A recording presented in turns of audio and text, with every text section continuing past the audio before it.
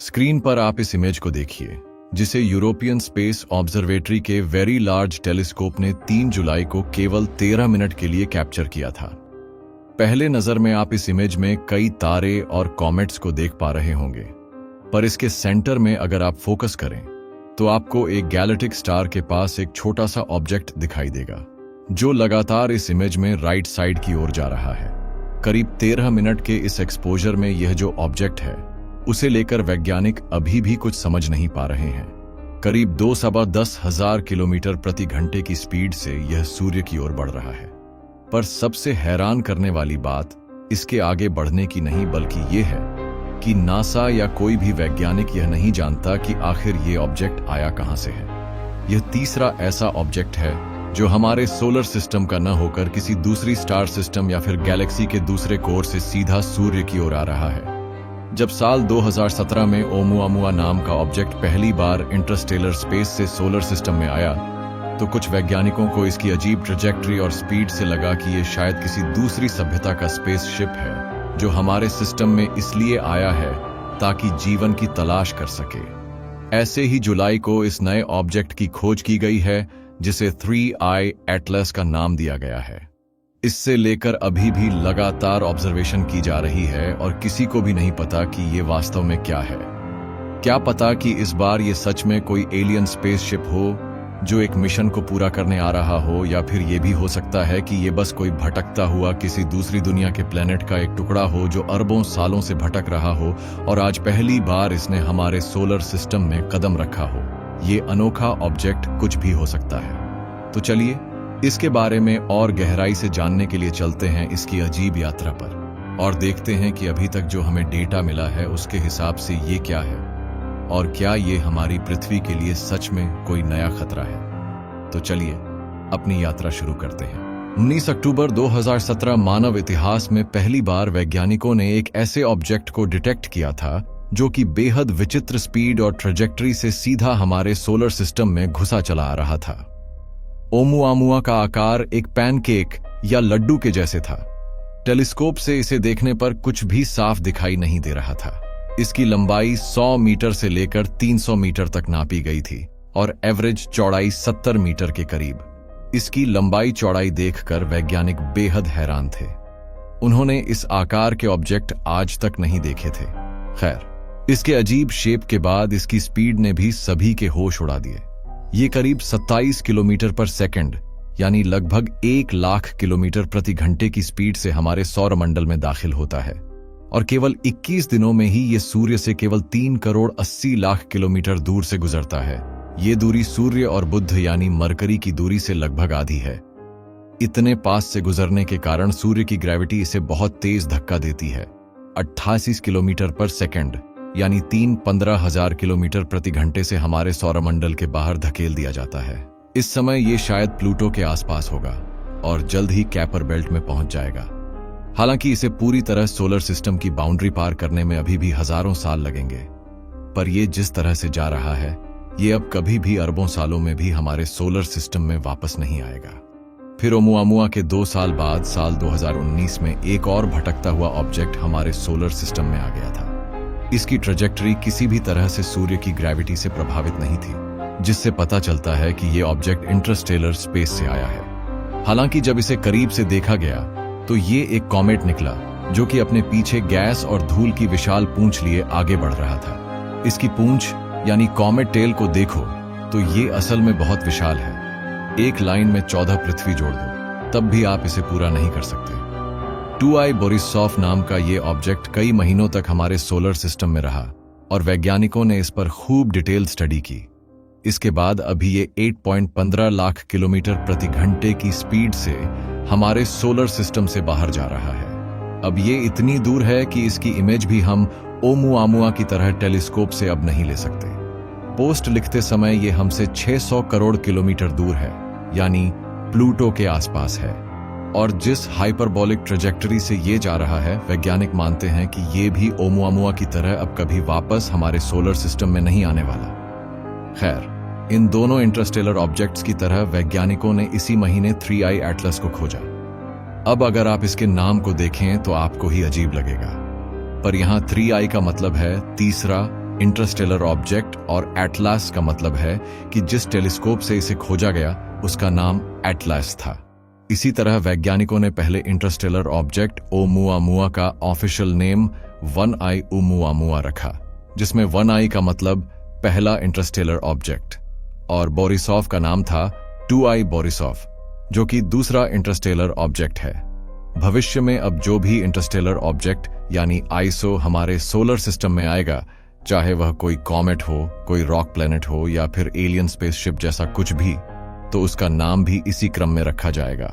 खैर, अब इन सब से आगे बढ़ते हैं और देखते हैं कि इस तीसरे दूसरी दुनिया से आए ऑब्जेक्ट में आखिर क्या खास है, जिसके पीछे नासा भी हाथ धोकर पड़ा है।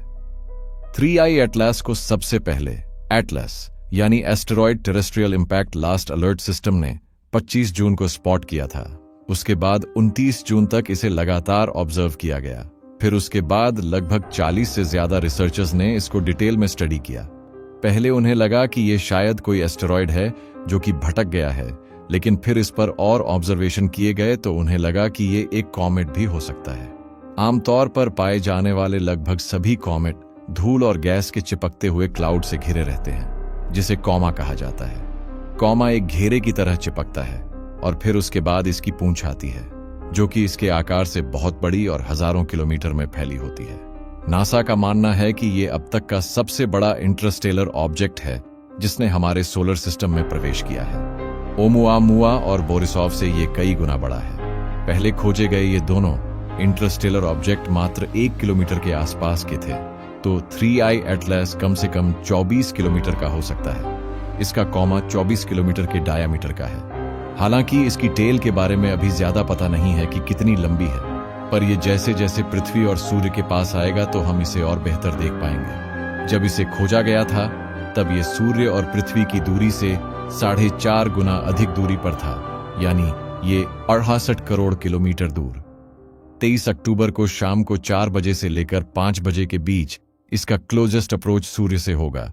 उस समय ये सूर्य के 20 करोड़ किलोमीटर दूरी से गुजरेगा।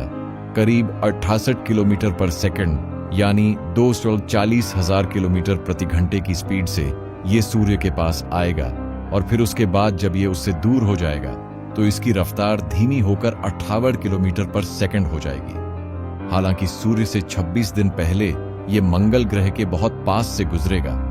उस समय इसकी दूरी मंगल से केवल 3 करोड़ किलोमीटर होगी। फिर 26 दिन बाद ये अपनी हाइपरबोलिक ट्रेजेक्टरी को पूरा करते हुए सूर्य के पास से गुजरेगा, और फिर 19 दिसंबर को ये पृथ्वी से करीब 27 करोड़ किलोमीटर की दूरी से जाते हुए गैस जुपिटर की ओर बढ़ेगा, और फिर पृथ्वी से गुजरने के करीब 3 महीने बाद 16 मार्च 2026 को ये जुपिटर से 3 करोड़ 20 लाख किलोमीटर की दूरी से गुजरकर दोबारा हमारे सोलर सिस्टम की ओर पीछे मुड़कर नहीं देखेगा और हमेशा के लिए चला जाएगा।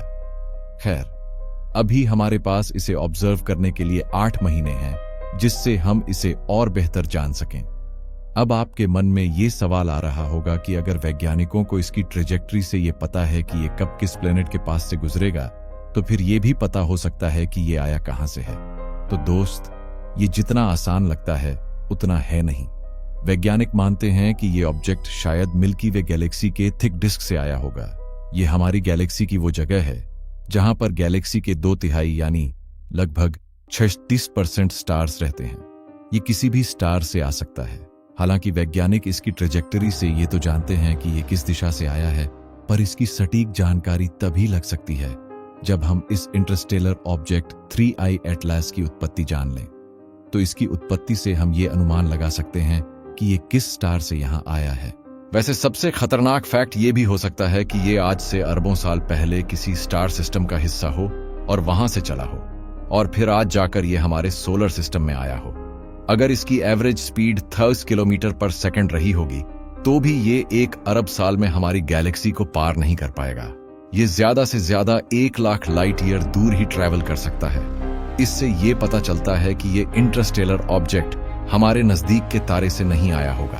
खैर, नासा का मानना है कि अभी हमारे पास फिलहाल कोई खास डेटा नहीं है जिससे हम या तो इसकी उत्पत्ति निकाल सकें या फिर इसकी केमिकल कंपोजिशन को जान सकें। बस एक ही उम्मीद है कि जब ये मंगल से बहुत पास से निकलेगा तो तभी मंगल पर परिक्रमा कर रहे हमारे ऑर्बिटर ही इसकी सटीक इमेज ले सकते हैं। तभी हम इसके बारे में अच्छे से जान सकेंगे। फिलहाल कई लोग इसे एलियन प्रॉबी मान रहे हैं। जैसे 2017 में ओमुआमुआ को भी कई वैज्ञानिक स्पेसशिप मान रहे थे, तो इसे लेकर भी बहुत लोग चर्चा कर रहे हैं। पर दोस्त, नासा का मानना है कि इस बार हम इस तीसरे इंटरस्टेलर ऑब्जेक्ट को एलियन शिप किसी भी तरह से नहीं मान सकते। ओमुआमुआ को लेकर आज भी थोड़ा कंफ्यूजन है, पर 3I एटलास एक कॉमेट की तरह बिहेव कर रहा है। इसका शेप और साइज हमारे सोलर सिस्टम के कई कॉमेट्स की तरह है, तो ऐसे में इसे किसी एलियन सिविलाइजेशन का स्पेसशिप नहीं माना जा सकता है। फिर भी वैज्ञानिक इसे हर तरह से चेक कर रहे हैं। एटलस टेलीस्कोप से लेकर के नई लॉन्च हुई वीरा रुबिन ऑब्जर्वेटरी और भी बहुत से नए इंटरस्टेलर ऑब्जेक्ट डिटेक्ट कर सकती है। इसमें लगा 3.2 गीगापिक्सल कैमरा बहुत शक्तिशाली है, यानी बहुत कम चमक वाले ऑब्जेक्ट्स तक को डिटेक्ट कर सकता है। इसे खास तौर पर ओमुआमुआ और 3I एटलस जैसे बहुत फास्ट मूविंग ऑब्जेक्ट को कैप्चर करने के लिए डिजाइन किया गया है। फिलहाल ये ऑब्जर्वेटरी कई ऑब्जर्वेशन कर रही है और जल्दी ही हम इसकी मदद से और नए इंटरस्टेलर ऑब्जेक्ट्स देखने की उम्मीद कर सकते हैं।